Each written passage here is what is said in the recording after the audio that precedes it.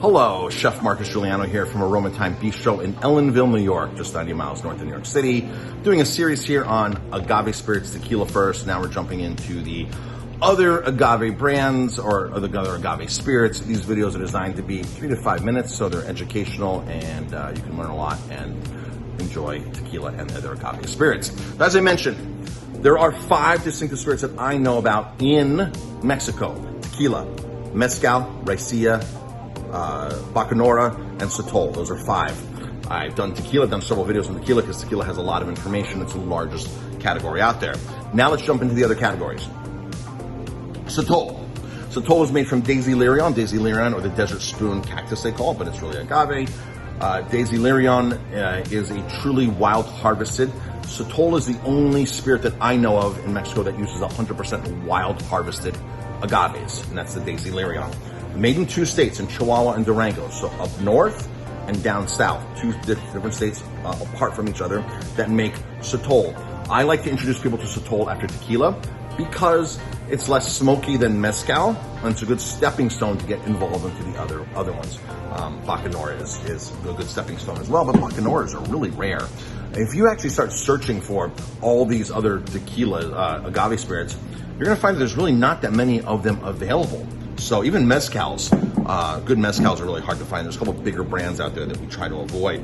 So that is Sotol. The next one is raicilla. This is made in the same place as tequila in Jalisco, so the same state, the same region. This is tequila's cousin. This was the moonshine of Mexico for many years.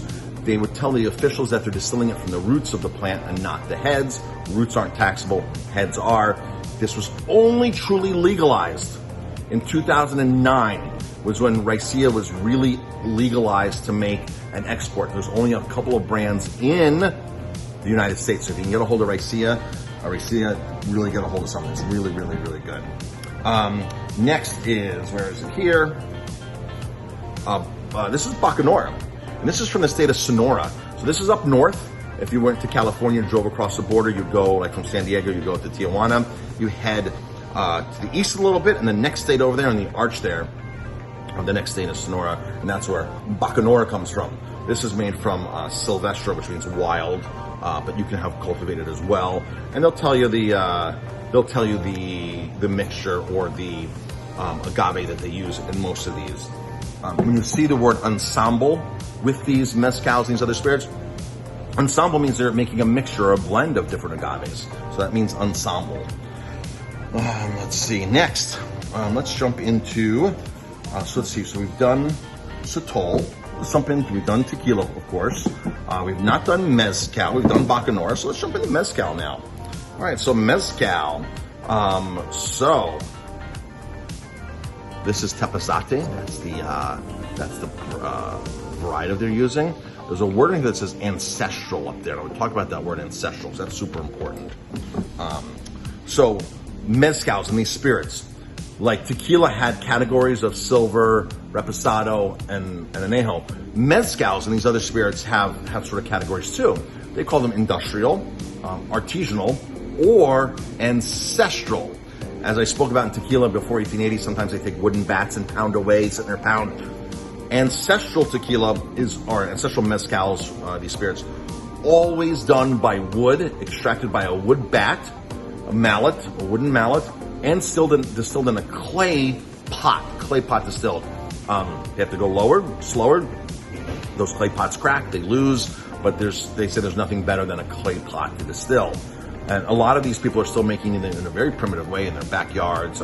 These families that have been doing this for many, many generations, they call them mezcaleros, and they really understand, really in depth, what's going on, and they don't use measurements. They basically take it and pour it, and the amount of bubbles that they'll see coming in the cup is how they measure for alcohol. It's really a fascinating, very primitive, ancestral or artisanal way to make this stuff. So really, really good. And some of this stuff can get very pricey, which is why, because it takes so much to do. Here is a distillate of agave. This is declassified. This is made from Tobala. So this is declassified. What it means by declassified is they made this somewhere in a region that wasn't recognizing what they were doing, And they couldn't call it Mezcal, they couldn't call it Buccaneer, they couldn't call it whatever that was allowed in that state. So they made an agave spirit still, and like they've been doing for generations, and they just can't label it. So it's a declassified agave spirit. Those are super rare too. Mezcals, a lot of people don't like mezcals, those are smoky. This one, Indecent Old Man, see the keyhole there looking through, Indecent Old Man, that's a translation of that. They actually steam their agave. This is super hard to get, by the way. We're waiting for it to come back into the country. But this is steamed agave, and there's no smoke on it. So when people say, I don't like the smokiness of mezcal, you put this in front, they're like, oh, wow, I might like mezcal after all. Didn't realize. So that's a rundown of those. So we had raicilla, we had Buccaneer, we had sotol, we had mezcal, and of course we started with agave. There's also another special way to make these spirits, and it's called Pachuca. Pachuca, you can see this is in a little frosted bottle, but this is raicilla, and it's Pachuca. We have other Pachucas as well. Here's a Pachuca from Peloton, which makes mezcal, right? So Pachuca literally translates into breasts, because typically they would hang a chicken or turkey breast on top of the still when they made this. This is designed for a special occasion like the harvest in the fall, or they would make these to mourn the death of one of their family members. And what they do is they would then sacrifice a chicken or a turkey, hang it up over the still, distill the vapors through it.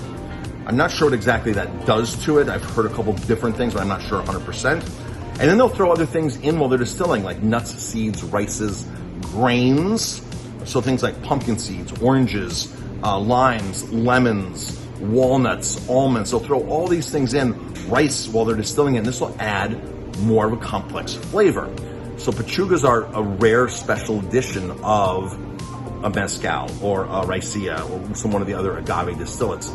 And they cost a lot more money, and they are a lot more limited, and the flavor complexes are pretty cool and crazy in some of them. This, you pour this and you sniff away, because it's citrus, you probably couldn't tell if you were sniffing Grand Marnier or a mezcal that had oranges in it, and you can't tell the difference. It's really, really cool. So those are the other spirits. We have them all in stock here at Aroma Time. Come on down, try some, experiment with some in your straight up. Sometimes people are like, well, no, I like this. I really like this. Well, let me try this in a margarita. We'll do it for you. Or in a Paloma or whatever. So come on down, taste away, experiment, and discover the amazing world of agave spirits. One last thing here, I did talk about in one of the videos earlier about plum and mango. This is the guy who basically harvests his own plums and his own mangoes, buries them in the ground, ferments them in the ground, extracts them, distills them, and then bottles them. This is more like an eau de vie. It's not sweet like plum, they're not sweet like mango, it's more like an eau de vie, so more like a brandy, an onion brandy. And these have essences of the plum and the mango on them, and they are really, really good.